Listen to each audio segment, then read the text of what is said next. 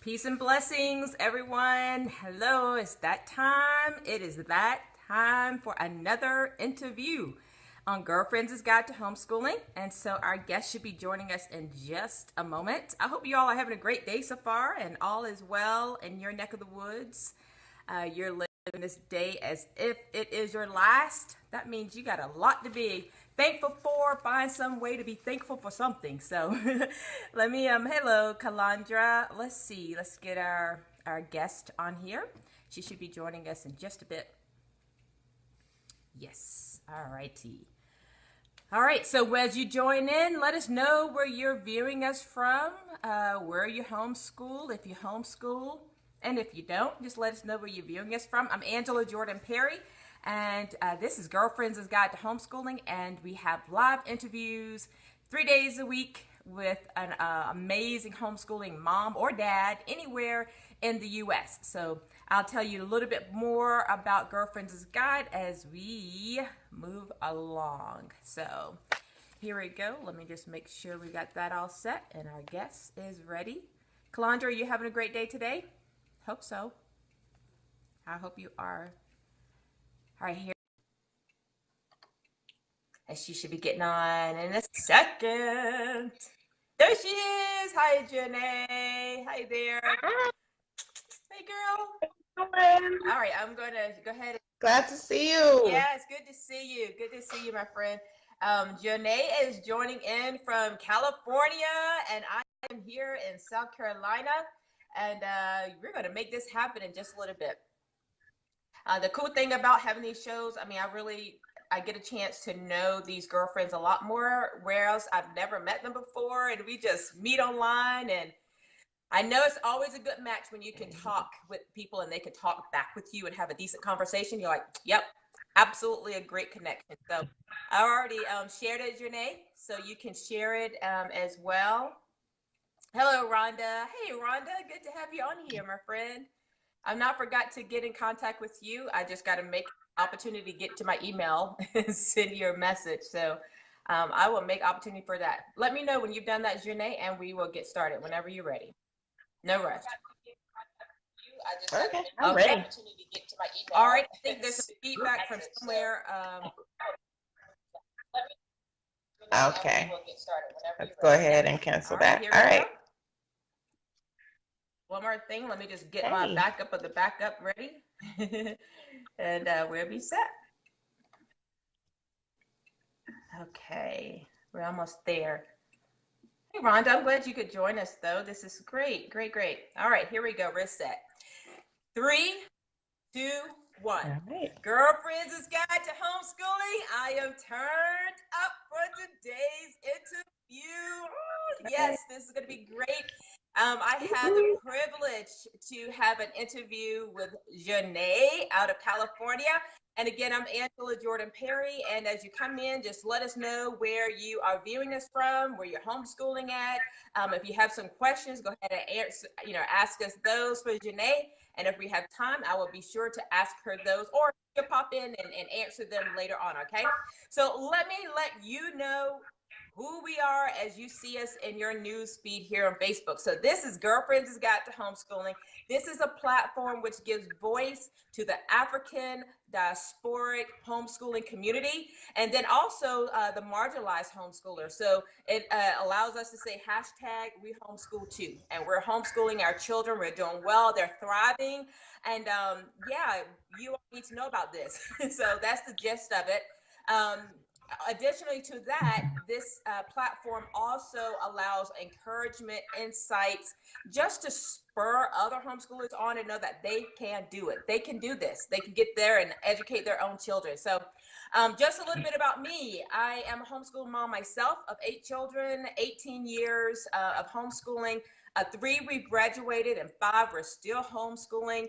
My husband and I of 26 years, we make our home in the northwest part of the state of South Carolina. We live in the beautiful foothills here, and we're self-sustaining farmers. So my purpose-driven life is to make a positive impact on thousands of homeschoolers worldwide. And I do that in part serving my community here in South Carolina, allowing, giving legal rights to homeschool. And then also on Girlfriends, it's got homeschooling, where I give that opportunity to serve the community. Podcast, Tumblr, Instagram, wherever you know social media is, we're there. So that's a bit about me, but without further ado, we're going to get right to this interview. All right, so Jaunae, are you ready to make it happen? All I right, am let ready, me tell girl. you Let's about go. Jaunae Gardner. So in 2011, Jaunae Gardner left her career in information technology to begin her family's homeschooling journey. Married to a public school educator, she was all too keenly aware of the effects that state-mandated compulsory education could have on African American children. So already noticing those effects on her oldest son, who was a grade ahead of his peers, Jaunae began developing curricula that suited the needs of her children's personality. So in 2017, she launched RBG Academy, a homeschooling academy that celebrates the achievements and greatness of the African diaspora. The in-person classes immediately developed into a community where children are thriving and are unapologetically owning their own beautiful identities. So RBG also serves as a place where the parents are building a village full of encouragement and respite That's right. from a world that seeks to mute and marginalize their legacy. I love that. So while RBG Academy offers Right. robust learning opportunities for parents and students, the village experience is just as precious and educational in and of itself. So Jaunae is an autodidact. I had to look that up, but I love that word. Yes, autodidact of African history and culture, and has a heart to lift up children who share African American heritage. When she is not teaching, Jaunae, you can find her sharing her love for spoken word, watching documentaries, and Jeopardy, or serving the creator with her loving husband and their church community. So without further ado, Jaunae, I have told the girlfriend just a little bit about yourself. If there's more to share, please do. And then let us know how you actually got started on your homeschooling journey. Okay, well, I am originally from Detroit, Michigan. We've been in Long Beach, California for about, let's see, 13 years now.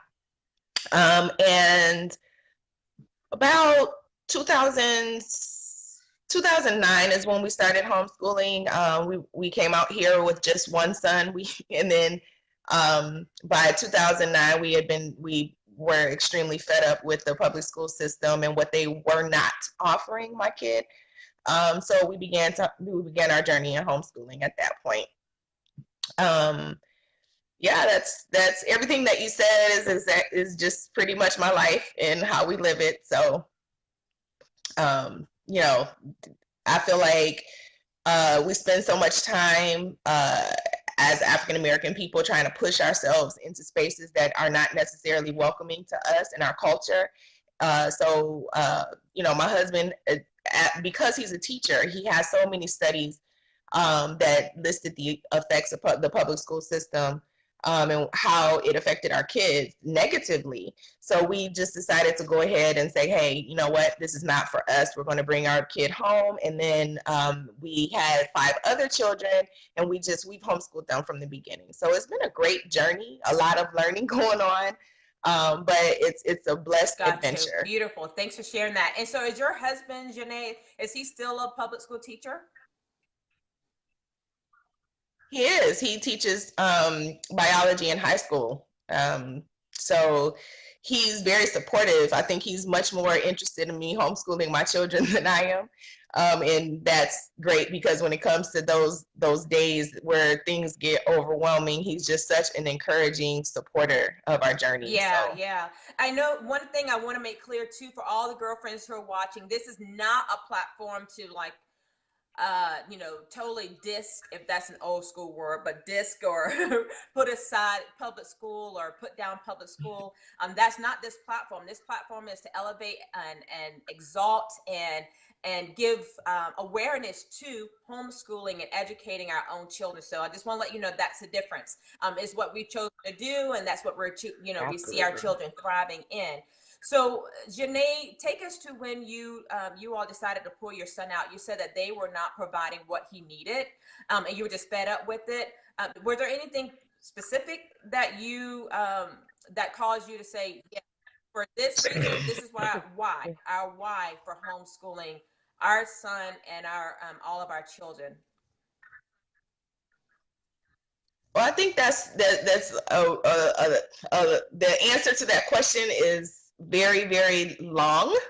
So I'm glad we have the better part of an hour to spend unpacking that.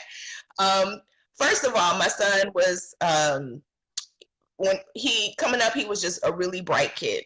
So we put him in the system, and he was always a high achiever. So he ended up being a whole grade level ahead. So that was already a problem in itself, trying to find curriculum or teachers that would support his needs as a high achieving student.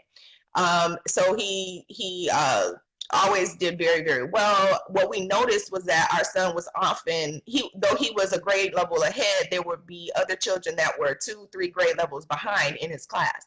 So of course, with the kids that were being retained, and then we have a kid who's virtually bored, my son, there was a lot of misbehavior in the class, and then he would often get in trouble.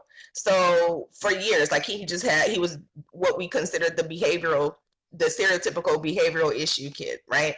So by the time he was in 5th grade, I started asking different questions of him. So instead of, you know, how did you get in trouble or what did you do?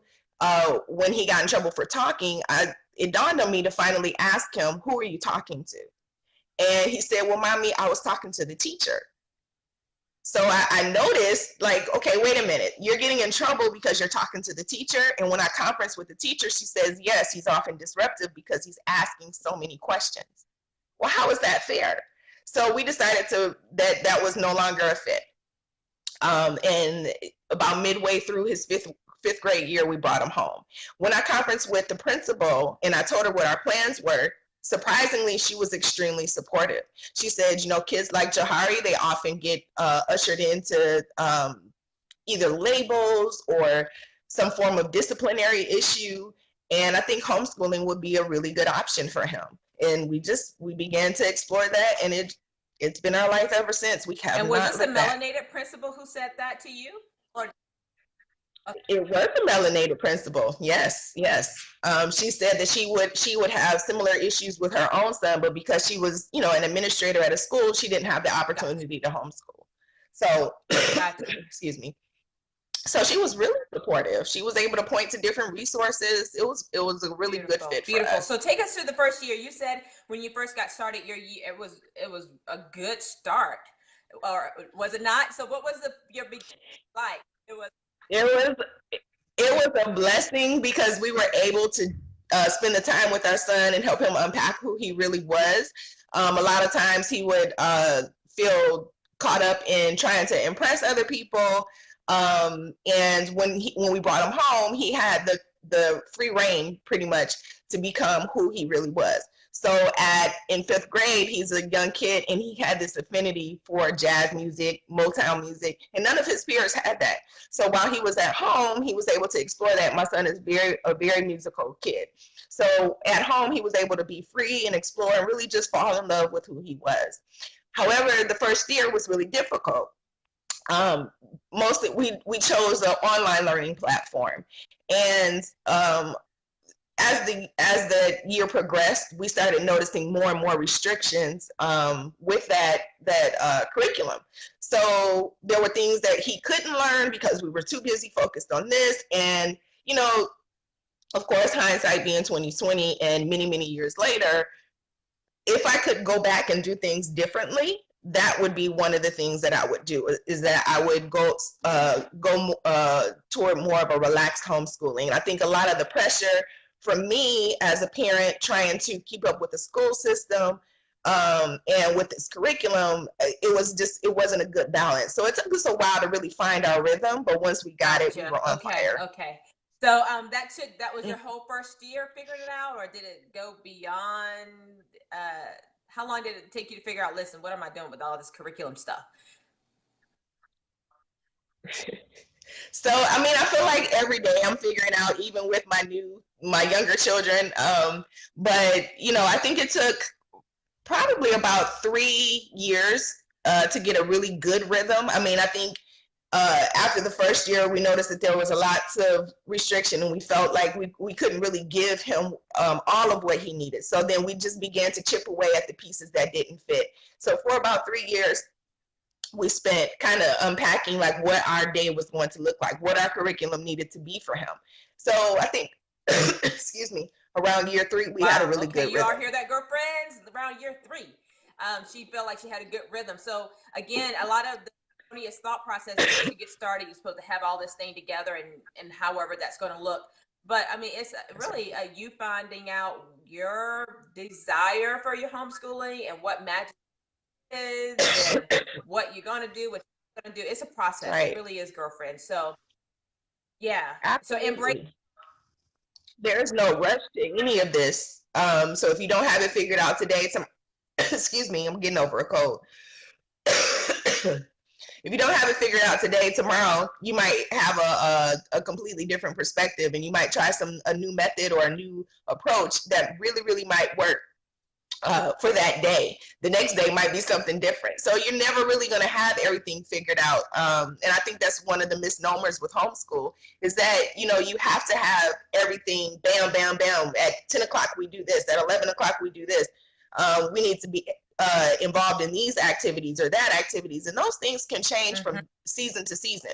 So, you know, like really one of the things that I learned was that you have to give yourself so much grace as a home educator, because things are constantly changing, as is the needs of your children. Yes. I'm going to tell you what, if I have not had too many interviews, probably majority of all these 70, and Jaunae is number 70 interviews, the thread and the word of grace is there. And you know, we as moms, number 1, need to learn how to give ourselves grace. And number 2, being melanated women who are just like, we can get this done. We got to figure out how to give ourselves grace. So you all listen to these interviews. Every mom is saying, give yourself grace. Give yourself grace. Give yourself grace. So Jaunae, with that, that's a good segue into my next question. You know, having this daily habit, have you gotten to the point of having this daily habit in line, or what does your day-to-day routine look like in your homeschooling? First, I don't, well, a routine is really hard to put into, you know, a schedule like for us, because I have 5 little children. So I have 6 kids. My oldest is now at Cal State Long Beach. My younger 5 are at home with me. And because there's so many different needs, so many personalities, girl, I had to throw the schedule out. I had to take it, rip it up. That does not work, because we have so many different ages. So I have 3, 4, 6, 7, 8, and 9. And they all have different interests. If I sat and tried to follow a schedule, I would drive myself absolutely insane. So I feel like I have to go where their needs lead me. So basically they introduce what they want to learn for the day, and then I follow them. There are some things that I'm a stickler for. Like, I feel like we have to do math and we have to do history. Those things are non-negotiable, but they love it so much that they ask for it anyway. So I really just follow their lead. From the moment we get up, you know, breakfast, devotions, and then until my husband gets home. So we're blessed that he actually works literally 2 minutes away from our house. The high school is right up the street. So between breakfast and the time he gets home, we're constantly doing something. So, you know, and nothing is something that we repeat every day. So, you know, I would like to think of us more as like eclectic. relaxed. Sorry.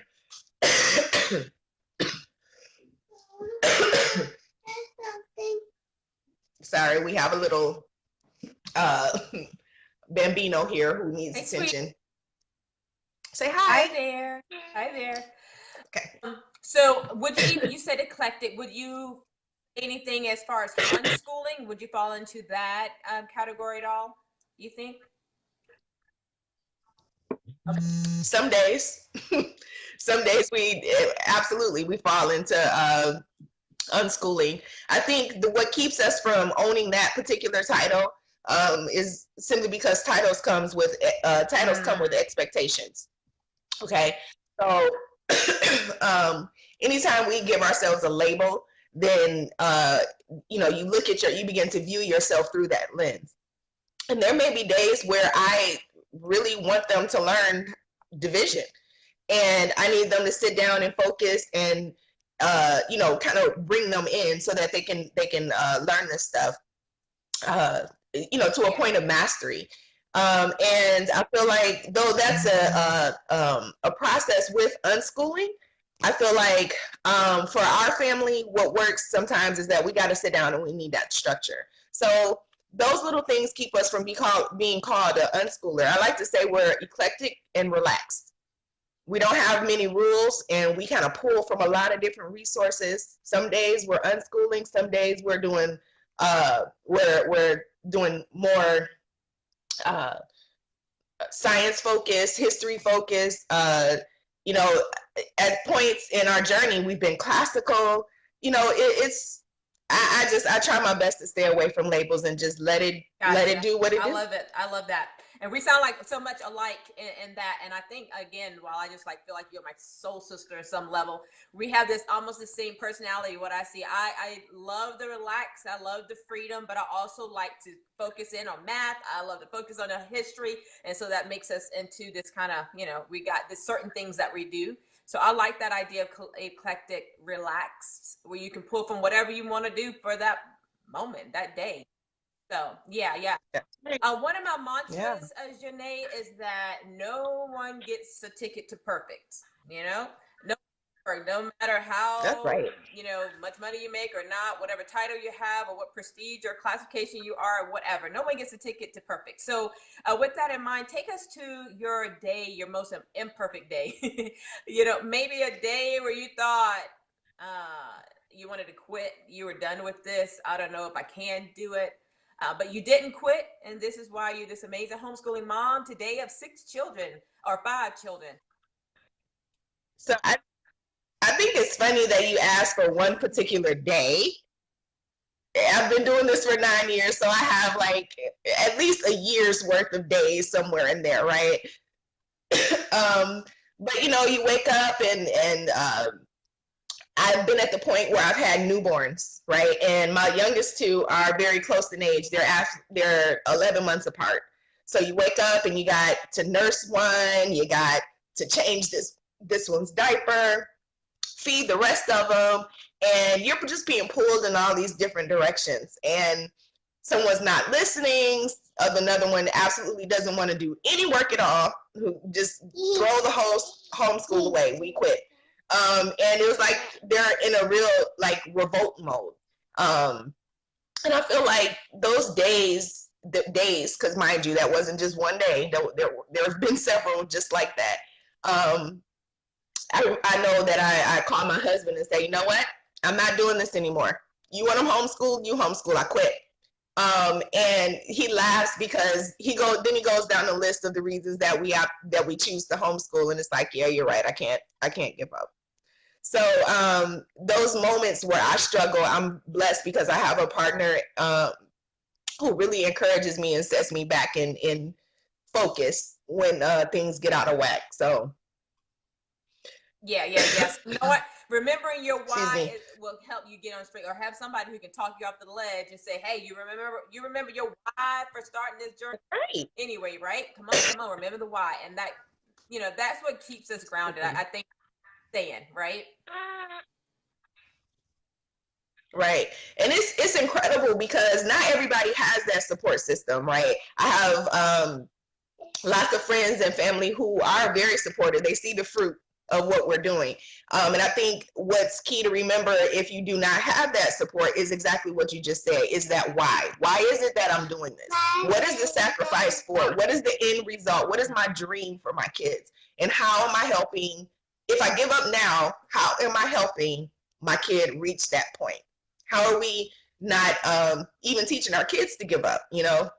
So keeping that why, even if you have to write it on a sticky note, stick it on your computer, on your bathroom mirror, on your, I have a lamp where I put on my little motivational notes right on my bedstand. So when I go to turn off that light, I'm reflecting. I'm looking at those things every single night before I go to bed to remind me when I get up in the morning, these are the reasons why I do what I do. That's that. I love that. This is why we do what we do. Exactly. Remind yourself. So conversely, Jaunae, you know, take us to your most memorable day, and probably many of them make up this one day thought, but take us to your most memorable day, which perhaps even brought you to tears, and you were like, this right here, this is why I do what I do right here. So I'd have to say that my most memorable day had to do with, it was an unschooling day, actually. And I was really following the lead of the kids. And it started with a question at breakfast where my 8-year-old, who was 7 at the time, asked me, Mom, is the Leaning Tower of Pisa still leaning? And I said, that's a really good question. Let's go find out. So it just took us down this rabbit hole of learning. We had so many projects going on that day. We had math, we had history, we had geology. It was an amazing adventure in education. And it was like, this is why we do this. Because when our kids are interested in something, we can take that one little thing and let them unpack it and let them know the world is their oyster. There is nothing that they can't learn about. And at the end of that day, my baby climbed up in my lap and he said, Mom, this was the best day homeschooling. And I was like, I'm done. This is it. This is why I will forever continue to do this. So. Beautiful, beautiful. Well, girlfriends, let me let you know, this is Girlfriends' Guide to Homeschooling, and I have the privilege of interviewing right now Januea Gardner out of California. So listen, this is a homeschooling mom of 6, and you all be sure to hit the share button because sharing is caring. You just never know who is considering homeschooling, who's homeschooling and needs some encouragement, some enlightenment, just to peek into someone else's life of homeschooling, you know, African homeschooling family, and just pick their brains and get some insights and thought, oh, okay. So be sure to hit the share button, go over to Girlfriends' Guide to Homeschooling when we're done, and also follow us there. So every time we go live, you'll get these amazing interview notifications that, hey, Angela's going live with somebody. Let me see who it is today. All right, so Januea, so we're at the part of our show where these are some quick questions just to pick your brain. You can give us some quick answers. The first one, always, you got to unpack that, but just keep in mind they can be short. So what is your favorite quote or your mantra that helps you through this homeschooling journey, these 9 years, Januea? Grace upon grace. That's it. You know, when you have those moments where things don't work out, the word grace, it fills me, and it lets me know that there is a tomorrow. There's nothing that, you know, there's not been a day that our Creator has not conquered, you know, so that gives me so much hope, and it allows me to let go of whatever did not go right. It allows me to, you know that, like you said, everybody's not perfect, you know, and there is no perfect homeschool day. There's no perfect homeschooling mom. There's no perfect curriculum. Grace. That's all we need. Yes. Now, I know you have your one son who's now in public school. Is that what it is, or college, or what is he at now? In college now. He's in college now. So with your others, do you plan to homeschool all the way to the end, you know, whenever that end is, their journey? That is my absolute hope. My oldest son, actually, for high school, he went back to a public high school. And the reason was because his interest began to take him into robotics. And there's a really fantastic STEM school here called California Academy of Math and Science. And they're doing, at that school, they were doing like college level robotic projects. So you would have people come in from colleges and review their projects and say, hey, you know what, you kids are doing things that juniors in college aren't doing yet.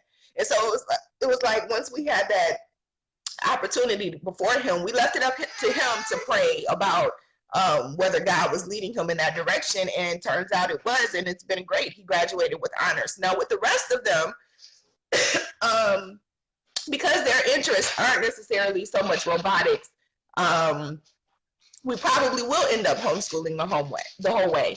And at this point, you know, like you said in some of our conversations, you know, our goal is to get them finished with a lot of college before they're college age, right? So if we're following that design, then you know, there's not really a school that's going to accommodate them to get there, right? Gotcha. So our goal is definitely to keep it going. Is there a particular book or resource that you feel like every home, you know, African African diasporic homeschool should have in their library that you can suggest? I don't have one book, but what I do have is a very silly little girl right here. What I do have is an idea that we need to present our education to our children as African American homeschoolers or homeschoolers in the African diaspora. We need to make sure that we include our history and education from our lens. So I haven't found a book that I really feel, you know, kind of summarizes all of that and compiles it all. Maybe I'll get started, or maybe you can get started. But I feel like it's not necessarily a book, but rather just the idea. Like, we really have to watch what it is that we're teaching our kids. You know, even if when we get involved in some of these African American excuse me, curriculum or history-based curriculum, we need to make sure that we're presenting it from a lens that edifies our people. So that's as African American parents that homeschool, we need to make sure we keep that at the forefront. What is the best piece of advice you've received, Jaunae, since you've been on this homeschooling journey? Do what's needful. And I got that piece of advice when I was pregnant with my second daughter. So in our family, our three boys are the oldest, and the youngest three are girls. So my second daughter, she was a very clingy baby. Excuse me. And what ended up happening was I spent most of my day baby wearing. So imagine baby wearing while pregnant, and and trying to teach three more children. It was crazy. And I found myself like just trying to keep my house clean, keep dinner on the table, you know, interact with my husband, and it was getting really, really stressful. So one of my girlfriends, who also has quite a few quite a few arrows in the quiver, said to me, "You're doing too much. Do only what's needful." And that kind of just opened up my receiving more grace and extending more grace to myself. So that's just something that I really have never let go of, even in our new season of life. You know, sometimes we want to overachieve and we try to bring in all this different stuff, and it clutters up our lives, it clutters up our minds, and it doesn't give us that space to really decompress or provide ourselves with self-care. So only what's needful, that was like the biggest, most profound bit of advice that I've ever gotten. Are there any specific apps or online resources that you found that you would like to share with the girlfriends? You know, I think one of the most significant things that I found online was this African American homeschooling mom support group, letting me know that we're not alone. And I've met a lot of great women there. Some of the women actually participated in RBG Academy this year. They've become really good friends, and in terms of spurring us along and just encouraging our journey all together. So anything that draws you into community is where you need to, is a must-have. Yeah. And I call that a sister circle. Get connected with a sister circle who's going to encourage you and bring out the positive, where you can draw from and then you can pour out from. So yeah, if you don't know about that, that is a great resource. The African American homeschooled mom Facebook group. It's really a great resource, lots of information and support. So get connected to that if you haven't. So, all right, Jaunae, here's the last question, the $1 million question. Are you ready? All right. Yep, I'm ready. If you had to start all over again to day one, and you kind of told us a little bit, but maybe you want to go into more detail. But if you had to start all over again to day number one, but you have your current knowledge, with skills, convictions, your cemented why, what would be the first thing that you would be sure to implement into your homeschool or be sure to take away from that journey this time around? I think if I had to do it all over again, I would have started sooner with the changing my lens, changing my focus, starting from the beginning with the African history. I think a lot of times we want to include everything again, and we kind of, I don't know, we look at all these different subjects from a European lens, and we leave out our people and our contribution. So if I had to do it all over again, I definitely would have done much more of that. Like, if we're going to do math, and we're going to talk about African scientists and inventors, and we're going to talk about their global contribution and how those things shaped our world. That would definitely be the springboard. Everything will come back to that. And I feel like I didn't do that in the beginning. And I'm seeing benefits of doing that with my younger children. So I think that's absolutely paramount. Very good. I agree. Well said. So listen, Jaunae, as we come to a close, is there any last words of advice you want to give to our girlfriends who are listening in? And if they want to continue the conversation, what's the best way to connect with you so that they can do so? Okay, so I think if you want to keep the conversation going, you can definitely email me at info@rbgacademy.com, info@rbgacademy.com. And I'm sorry, what was your last question? Words of advice you want to pass on to the girlfriends? Definitely do research and keep your kids very well informed of their greatness. So learn history from our perspective. Don't just go out and grab some 100 greatest African American people. Learn the climate behind that history. Learn who we were before we came to this continent, and keep that at the forefront of everything that you teach your children. Beautiful about. Girlfriends. Listen, you are the average of the 5 people you hang out with. In this hour, you've been hanging with Januea Gardner out of California. So listen, you all keep up the momentum. Continue to connect with other positive homeschooling mamas and daddies who's going to make a positive impact into what you're wanting to do and what you're trying to do and your goal of doing. Okay.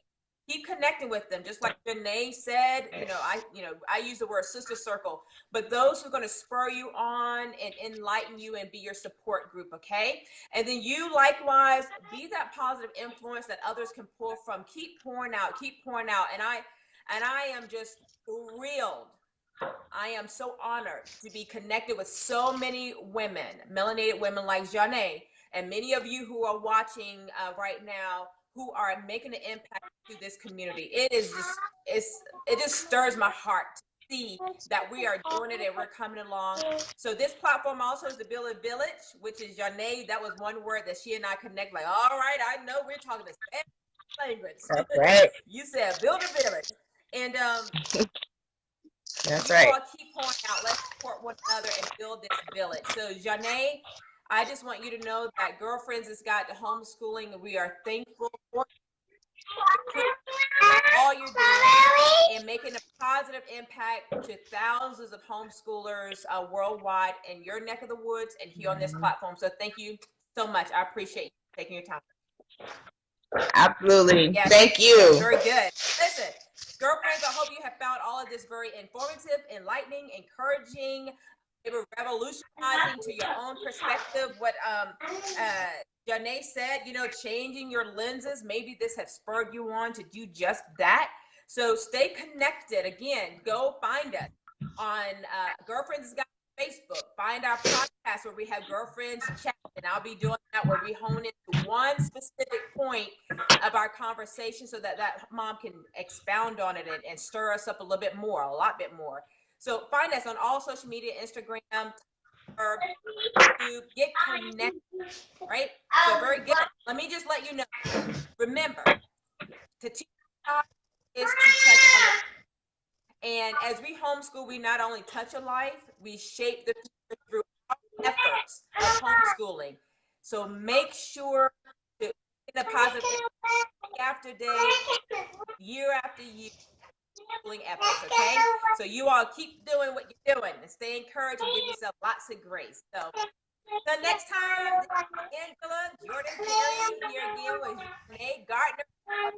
Thanks for joining us. Sharing is caring, so be sure to share this and share Girlfriends Has Got with a girlfriend in your sister circle. Take care. Thanks, Jaunae. I'll be in touch with you. Girlfriends, have a good one. Be blessed. All right, girl. Bye-bye. Bye.